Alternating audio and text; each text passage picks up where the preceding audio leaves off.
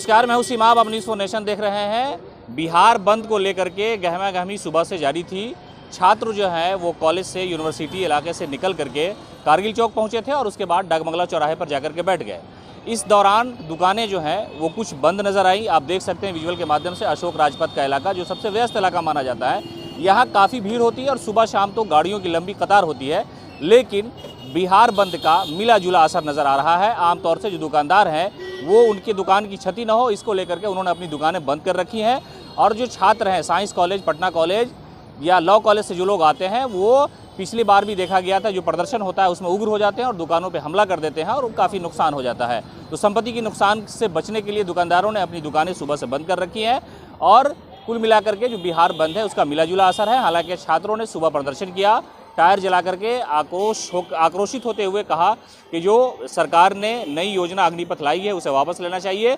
ये सरहद की हिफाजत करने वालों के हित में नहीं है। 4 साल की नौकरी की जगह उन्हें पूरी अस्थायी नौकरी चाहिए, इसलिए कि जो इंसान अपना पूरा जीवन, अपनी पूरी ज़िंदगी सरहद के लिए और भारत माँ की हिफाजत के लिए लगा देना चाहता हो, उसके लिए महज 4 साल का लॉलीपॉप, ये बिल्कुल नाइंसाफ़ी है। मोदी सरकार को इसे वापस लेना चाहिए।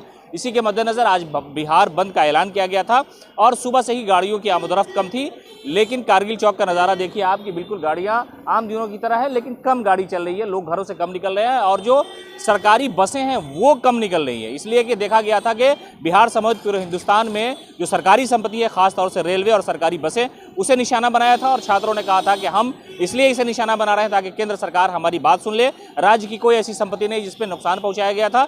लेकिन आज सुबह से ही देखने को ये मिल रहा है कि जो सरकारी बसें हैं उसका आवागमन बंद है और जो दुकानें हैं उन पर भी ताले लगे हैं। दुकानदार अपनी दुकान के सामने बैठे हैं कि हालात कब साजगार हो, बेहतर हो तो हम अपने कारोबार में जुट जाएं। और ये जो बिहार बंद है उसका थोड़ा असर नज़र आ रहा है और जो प्रदर्शनकारी हैं वो डाकबंगला चौराहे की तरफ कूच कर चुके हैं। पुलिस के साथ उनकी बातचीत हो रही है कि इस बिहार बंद को आप समाप्त कर दिया जाए और रोज़मर्रा की जो ज़िंदगी है लोग फिर से जीना शुरू कर दे। लगातार अपडेट के लिए आप जुड़े रहें हमारे साथ। नमस्कार।